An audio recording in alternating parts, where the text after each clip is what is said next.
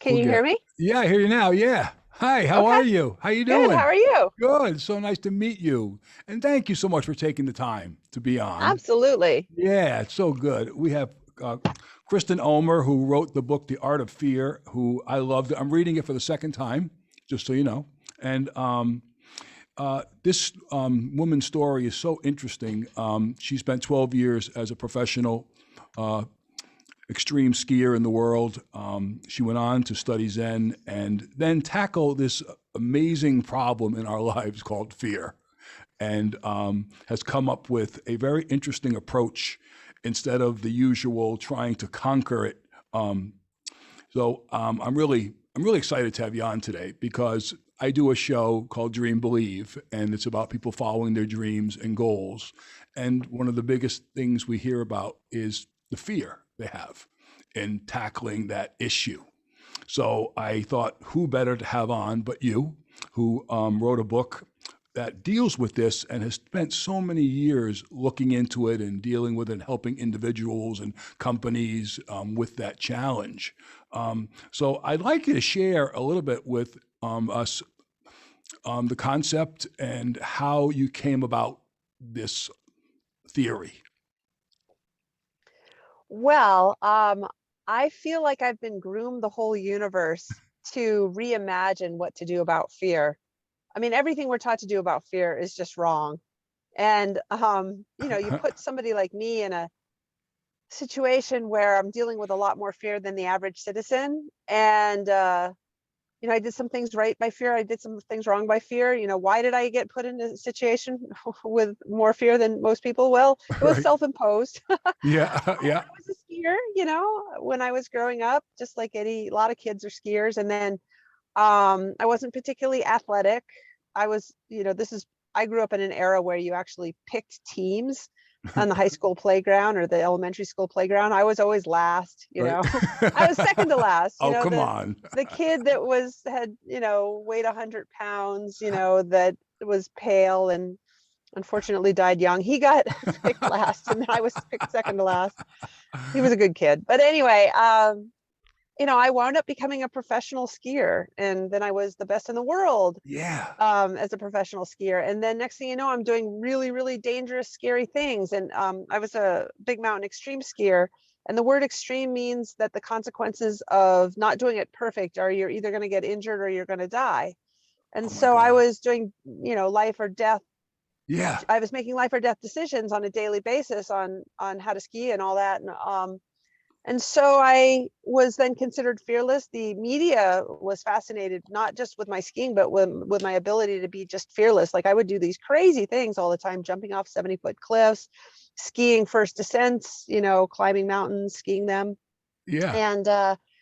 And I learned what to do regarding fear and what not to do regarding fear. I didn't know what the magic was during my ski career, but I've devoted my life to figuring it out since. And Right. I realize now that everything we're taught to do about fear is just really bad advice. I took that advice and that caused me a lot of problems in my life. But then the stuff that I did that was different made me a world-class athlete and made me appear fearless. And that's what I'm here to share with you guys today. Yeah, awesome. Yeah, because that's the part that everyone goes, "Oh my God, how great!" I mean, the beginning of the book opens with you going with those guys to ski, and you've never done that jump before, and you go, "Oh, what the heck?" You do it, and you land the thing, and you nail it, and then your career takes off from there, and then you just continue to. Do you think that at that time of your life it was more like you didn't know, you didn't really know even that you were dealing with fear, like you didn't even have a concept of it, like I didn't have a concept. During my ski career, I would give some cliche answers because the media would inevitably, in all these articles they wrote about me, ask me about what I did with regarding fear. right? And I just say some cliche like I don't let it bother me or it doesn't even occur to me or whatever. I Yeah, don't let it control my life. And I've actually interviewed 26 professional extreme danger sports athletes, including Alex Honnold, who free yeah, soloed El Capitan, Laird Hamilton, who's arguably the best big wave surfer that ever lived, and on, all professional rock climbers, base jumpers, name it. yeah. And during our careers, we really don't know how to answer that question. Alex Honnold gets asked that every time there's Yeah. an interview, and he's like, "Oh, I don't let it get the better of me." He has no clue. And there's a rumor going around because some scientists did a study on his brain that he doesn't have a fear response, like he has a damaged or non-existent amygdala. Interesting. But he and I talked, and he said that's absolutely not true. So we all concur. Well, not all. Yeah. The majority of us concur that yes, we experience fear. A few of us don't. We say, "Oh Yeah. no, I don't have any fear." Yeah. Yeah. But we all have normal fear responses. People that do really, really scary, incredible things with their lives. Right. But how you handle the fear becomes very important. Yeah. Yeah. And what made you dive into this after your career?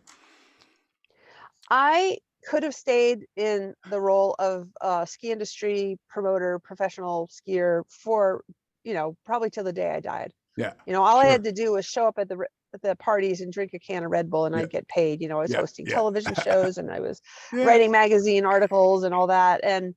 But I got to the point where I couldn't take it anymore. I had to quit. Like, I was just not interested in being a professional skier anymore. I was burnt out. I had PTSD. I kind of dreaded winter. Right. Yeah. Yeah. Yeah. It was there was something that really felt off. I felt inauthentic. Okay. And so I set to figure out what had gone wrong. Okay. Interesting. Like, what Yeah. Yeah. happened? Yeah. Like, Yeah. Yeah. why do I No. hate skiing? It didn't Yeah. make any sense. Because no one else really sees it, right? And no, when you look great, everything's going great. You're doing all this crazy, great stuff, and there she is, this fearless woman that can do anything. But inside, you're questioning yourself and what's going on in your mind, I wasn't and questioning myself. Like, I okay. wasn't questioning why I was doing this. It's Yeah. more that just something felt off, and I had no idea it had anything to do with fear. Right. I wasn't like I was starting to feel more afraid. In fact, some article came out recently, and they're like, "Oh, she quit because she was struggling with depression and anxiety." And I'm like, Yeah. Sure. "Where did that come from?" Like, Please no, that's read not this what book. happened. I will tell you right now. You read this book. That is not true. No, No. other people that do what I did with fear struggle with anxiety and depression, but that wasn't what I was struggling with. I was struggling with burnt out, um, PTSD. I was exhausted, Yeah. basically, Yeah. PTSD, but not my symptoms were not very strong. Yeah. I would Yeah. just say burnt out and exhaustion, and just like I didn't like skiing anymore. Right. Right. And so I set to figure out what had gone wrong, Yeah. and as a way to correct it. And I first started working with a psychologist, and he just wanted to talk in circles about Right. things that seemed irrelevant. And then and then I met a Zen master, and you don't know what this means, but he asked to speak to my voice of fear. Like, Ooh. we like have a Yeah. person that lives in our Yeah. body named Fear. Yeah. And I'm like, I don't seem to have one. And he said, I thought that might be the case with you. And then he started talking, and I learned more about my relationship with fear from him in 10 minutes than I Yeah. had 15 years taking huge risks. And namely, I learned that I was burnt out because 95% of my energy was spent trying to conquer and overcome fear or block it out. Or my language was that I was ignoring fear. And when you're Yes. doing dangerous life or death things every single day, Yeah. it's going to be a lot of fear. And imagine the amount of effort and energy. Like, if fear's a person that's like in my Yeah. life and it's Yeah. with me there all the time, Yeah. imagine the amount of effort and energy that I Yeah. have to spend It's exhausting. ignoring this Yeah. Yeah. person, Right. Yeah. and 95% of my energy was spent, and I was just burnt out from ignoring fear. Yeah. Yeah. I was exhausted, and I started to dread winter because I just, you can get away with it for about 10 years ignoring Right. fear, and then your life just starts to go south. Yeah. Yeah. And for So some people, they wind up burnt out. For other people, they wind up with depression or anxiety yeah. Yeah. disorders or panic Yeah. attacks or Yeah. insomnia or all sorts of other things. Right. Right. Yeah. So what can you share with us about dealing with fear and more like embracing it is right in some way? If I correct me if I'm wrong, but or understanding fear in our lives so that we can deal with it better and not it be like an enemy. If I'm saying anything wrong, please correct me because I'm just layman's terms. But just some people look at fear as like an enemy to them, like, oh my God, fear, that's not good. I have to stay away from that. I can't do that, where it seems like after reading your book and becoming more comfortable with this theory, it's more like you embrace it. It almost becomes something part of you that it's okay. It's okay to have it and it's okay to deal with it. And it can actually be a positive. Yes. All right. So there's four Correct? different levels or ways to deal with fear. that I've identified. The first level is resistance to it, and resistance takes on many forms: ignoring it, trying to conquer and overcome it, trying to rationalize it away, trying to do breathing exercises to let it go, replace it with calm, all the meditation apps, Right. and keep in mind, when we're talking about fear, we're talking about anxiety. Nobody calls it fear anymore. We all just call it anxiety. Right. They're like, Okay. oh, everybody's like, oh, I have such anxiety today. Well, that's fear. Yeah. That's, it's just the new word for Yeah. fear. Yeah. It's exactly the same thing. Sure. Yeah. Uh, Yeah. and so, like, I'll have people say, oh, I don't have any fear, but I have a lot of anxiety. I'm like, well, Yeah. guess what? Yeah. That's your fear. So there's 4 ways of dealing with it. And the first way is, I would say that 100% of us do this some of the time, and 99.9% of us do this all the time. And the reason why is because resistance is specifically taught in our culture, some in many different forms, and even taught by doctors, psychologists, self-help gurus, like people that are here to help you with your anxiety disorder, or maybe your irrational fear or your depression, Right. Right. all which is tied to fear. It's all just like, let's get rid of it. Let's fight Right. it. Let's Right. replace it with calm. Let's rationalize it away. Right. Cognitive behavioral therapy, Yeah. which is probably the most predominant treatment for anxiety disorders, is resistance. And Yeah. it is such bad advice. Like, you do not, whatever you resist persists, right? Right. Yeah. Yeah. Um, so that's level 1. Level 2 is acceptance. Yeah. But oftentimes people are very, like, self-help gurus are like, oh, you need to accept that fear is a normal, natural part of your life, comma, but you don't want to let it get the better of you. And boom, Right. we're right back to level 1, resistance. Right. Right. So acceptance is a step in the right direction, but we're still not there. And it's kind of like, I love personifying fear. Like, if fear is that person that I Yeah. talked about before, resistance to it, like, that's a Yeah. problem. Yeah. Acceptance is like a step in the right direction, like, it is what it is. There's nothing I can do about this guy, right? Right. Yeah. But it's you're not honoring this person in your Right. life. Right. And pretty much resistance and acceptance is everything that you're gonna find out there prior to meeting me.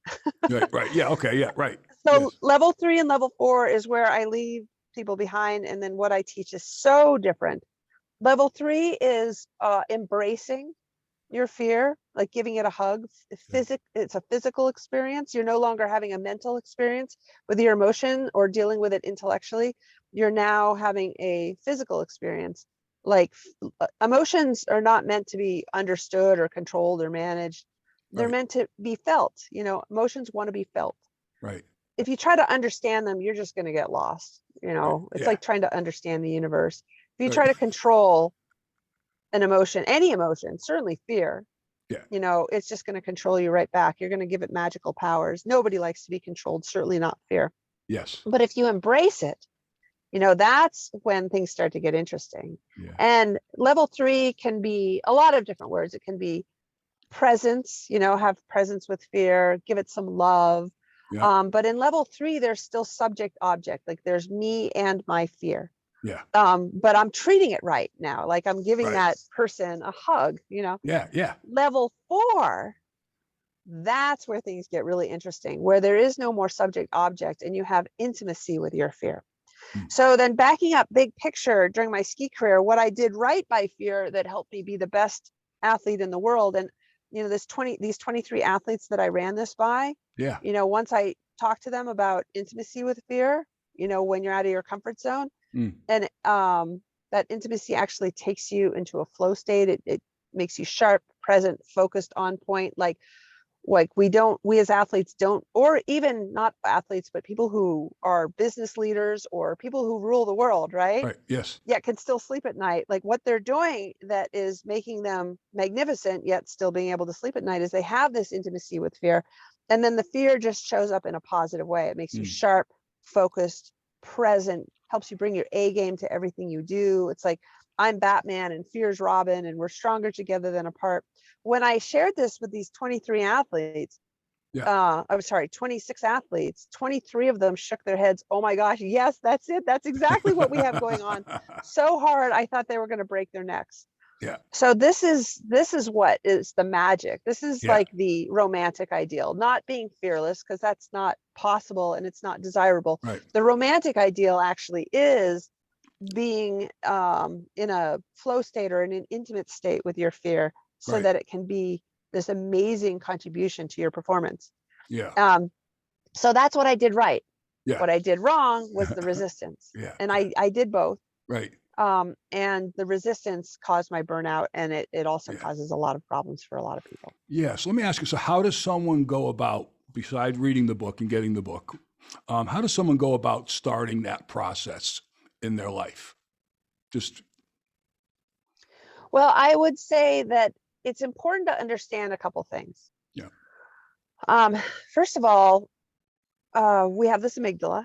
Maybe you've Yeah. heard about it. Yeah. Yeah. Yeah. And it's two almond-shaped nuggets at the top of the spine, determining safe or not safe. It is not a thought-producing part of the brain. It's really important to recognize that. It's an emotion-producing part of the brain. And all data is run through this primary filter first. And if there's a threat, Mm. and we're talking 11 million bits of data per second Yeah. is Yeah. run, which is why it's not a thought producing machine. It's the oldest part of the brain. And if there's a threat in those 11 billion bits per second, Right. it'll send a shot of discomfort called fear, which scientifically proven first shows up in the body. Doesn't show up in your mind, doesn't show up in your thoughts. It shows up as a physical sensation of discomfort in your body. Mm. And it's supposed to lead to on point physical reaction, fight, flight, flee, Right. you know, without thought, all without thought, in an Right. instant. That's intuitive and reactive. And then once the threat is gone, 10 to 90 seconds later, so too is the discomfort of fear. Right. It's a Okay. perfect design. Yeah. Yeah. And it's Yeah. here to keep us not only safe, but sharp, and help us make great decisions and all that. But because of our dualistic nature, humans do this, but animals don't, right? Animals aren't like, oh my gosh, not fear again. How do I get rid of this? Like, what? How embarrassing? Is it even warranted? Like, animals don't do that. They're in flow with it. And Right. and when I say as a shot of discomfort in your body, see it as like droplets of water that flow through your body like water through a hose, Yeah. and then they're gone. And so animals are in flow with their fear. Humans, the second they see it and they don't like it and they try to get rid of it Right. Yeah. in some sort of resistance, fighting, conquering, Yeah. rationalizing, Right. all of a sudden the only thing we can do really is kink the hose. Right. Yeah. And you think, success, I stopped the flow of fear, but Right. Yeah. oof, you have just messed with nature, Yeah. right? Yeah. Yeah. Right. Yeah. And Yeah. that fear gets stopped up in your body, builds up, Right. and then starts recirculating round and round. Right. And it can show up recirculating stuck in your body in one of many ways, but the Yeah. three most common ones I see is it'll show up as an exaggerated recirculating version of itself in the form of maybe an anxiety disorder, Right. that where the threat is gone but the fear still remains. It's like, what's up with this? It's Right. Sunday morning, I have nothing to do, and I'm like, ah! Right. Right? Right. Yeah. That's fear that you haven't dealt with during the week, that's just stuck there. Right. Right. Or it can build up until it explodes out the cracks in that closed system in the form of a panic attack. Right. So that's the first way it can show up, is an exaggerated version of itself. Or like water tends to do, or fear tends to do, or anything in a closed system, it'll flood into any available space. It'll also Right. show up flooding into your mind, your Right. thoughts, Right. and show Right. up as insomnia, in the middle of Yep. the night, Yep. or irrational fears with an S. The Mm. third way in which I see it most commonly showing up is it'll show up redirected covertly in other ways that don't even seem like fear at all. Like, okay, I don't like somebody that doesn't feel fear, Right. but they have an anger issue, Yeah. or because anger feels more powerful. Right. Okay, I don't want to feel fear, that feels powerless, so I have to feel something, so I feel Right. anger. Right. This is all unconscious, of course. Of course. Or if anger is unwelcome, it could show up, because all the emotions are kind of tied together, it could show up as excessive sadness. Right. Yeah. And the Right. word Yeah. depression, after all, is Latin for press down. If you Yes. press down your emotions, then Yeah. they Yeah. become Yeah. depressed, and so too Yeah. do you. Yeah. Or it could show up as excessive jealousy, or Right. and on Yeah. and on. Yeah. Yeah. So you do not want to stop the flow of fear in your body. You Right. are playing with fire when you do that. And Yeah. And then all the anxiety treatments are more attempts to get rid of or Yeah. the fear. Yeah. Even those breathing exercises, Yeah. like fear is not like CO2. You can't breathe away fear. Right. We get Right. that wrong. It's Right. more Yeah. like food that needs to be digested, or Yeah. blood that's supposed Sure. to flow and provide for you energy. So, Right. it's so what I help people do is get back in flow with their fear again. And then over time, eventually we get to the intimacy with fear, Right. and getting back in flow with fear and depression, anxiety disorders, Yeah. PTSD, insomnia, like all sorts of emotional issues, anger issues, Right. irrational fear. And then that's step one, Yeah. just get back Yeah. in flow with it. And then Yeah. step two is to kind of accentuate the magnificence that comes from being intimate with fear, Right. so Yeah. that fear becomes actually one of the greatest experiences we get to have up there with love and joy. Yeah, and for someone taking that first step, like, let's just put it in context of what I do is helping people follow their dream and goal and take that first step into doing it. And people have an extreme fear of that. Like they're just totally afraid of what people are going to say, or whether they lose their job, or whatever it is. How is the best way to, and everyone's different, so it's really hard to even answer this question, but how is it for someone to deal with that type of fear? Because basically we're saying to embrace it, to not be afraid of it, right? Am I just correct me if I'm wrong, and to embrace it and to accept it and to try to understand it, what's happening inside of our mind and all this fear or flight type thing that goes on with us, because we're all pretty much the same, right? And we all have the same type of, so what is the best way to take that first step in understanding your fear of taking on something new that you're not familiar with? The first step is to realize that if you're trying to understand your fear, you're now dealing with this emotion intellectually. You're never going to be able to understand it. Okay, yeah, right. You know, Yeah, I get you. like we think that if we can understand it, we can control it, and we're Yeah, right back to resistance. okay, Like, what am I afraid of? Why is this here? Well, it doesn't even need a reason to be there. right, yeah, And there aren't different types of fear. Like, fear is just fear. Fear is very simple. There's yeah, no good or bad fear. It's just fear. yeah, And it doesn't even need a reason to exist that you can identify. You right, don't even yeah, need to leave your house and it's there. yeah, yeah, And because the amygdala is processing all this data all the right, time, right, I mean, fear is pretty much going to be with you every single moment of every single day in every single interaction you have. yes, And yeah, then if you decide to have kids, get married, yeah, um, to jump off cliffs for a living, dear God, right? You yeah, do anything with your life, it's going to be yeah, there even more. yeah, It's just part of the deal. And right, if yeah, you're going to try to figure out where this comes from, I mean, you're going to drive yourself crazy. okay, yeah, So, and you're just going to be dealing with the emotion intellectually. You're just going to be in your head all the time trying to yeah, figure yeah, something out that is elusive and changes 5 seconds later anyway. right, So right, just relinquish the need to try to understand it. yeah, And I know why you're doing it. I know why you're trying to understand it, because you figure if you can understand it, you can control it. right, So that then the second thing is you relinquish is the realization that you have absolutely no control over this. right, And yeah, then you think, what? That's crazy. I yeah, have to have some control over my fear. That's right, awful. Well, I mean, think of the universe. How much of the universe yeah, do we have control over, right, yeah, right? yeah, right, yeah, So relinquish your need to understand and control, which is going to be hard to do, because right now in our culture, there's all sorts of books written about emotional intelligence being our ability to understand and manage or control our emotions. right, So this is what's taught. But I mean, talk about an impossible task, you know. yeah, So, I mean, back to the analogy of a person, have you ever tried to understand another person or control another person? yeah, How does right, that work yeah, out, right, yeah, right? yeah, yeah, right, yeah, No. yeah, okay, I get All it, yeah, right. So next step is to relinquish. The first step is to relinquish. This next step is just to accept and that it's a normal, natural part of life to be. I won't even say be afraid, because yeah, there's a difference between feeling fear and being afraid. okay, Um, it's yeah, like during my ski career, my fear didn't show up as me being afraid. My fear showed up as excitement right, and yeah, presence. yeah, and sharp and focused. And if you Interesting. had said, "Are you afraid?" I would have said no.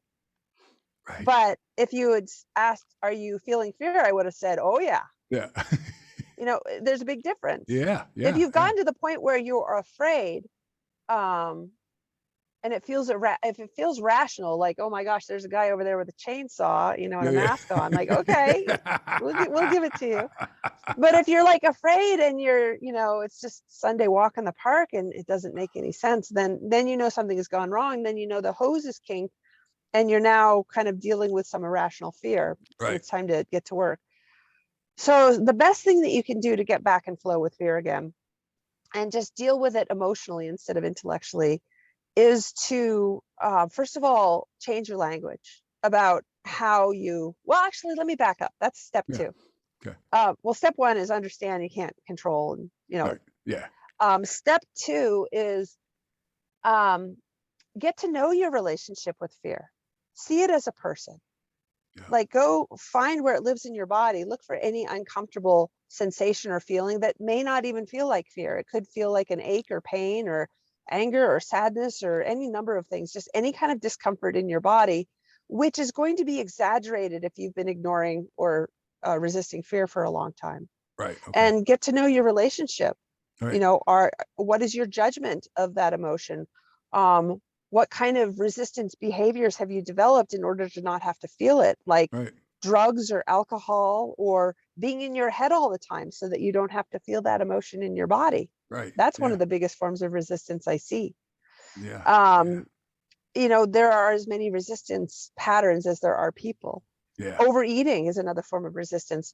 Being super busy is a form of resistance to feeling Right. fear, and on and on. Yeah. Yeah. Over analyzing, Right. uh, the list goes forever. Yeah. Yeah. So get to know your relationship with that person that lives in your body. So that's really the first step. And then Yeah. the second step to turning this relationship around is now change your language. Start to talk about fear in a positive way.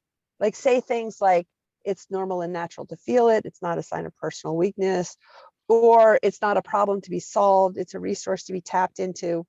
Right. This is going to be the hardest thing of all, because I mean, Definitely. our culture is so ingrained to talk about fear in a derogatory way. Yeah. Yeah.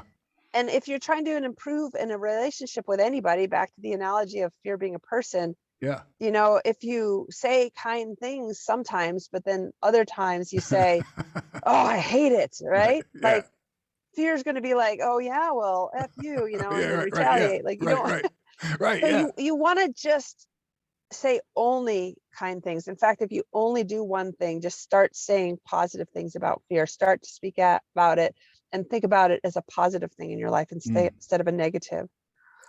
And then there's some other realizations that you can have. The two biggest ones I found, and these are going to blow people's minds, so really pay attention. Yeah.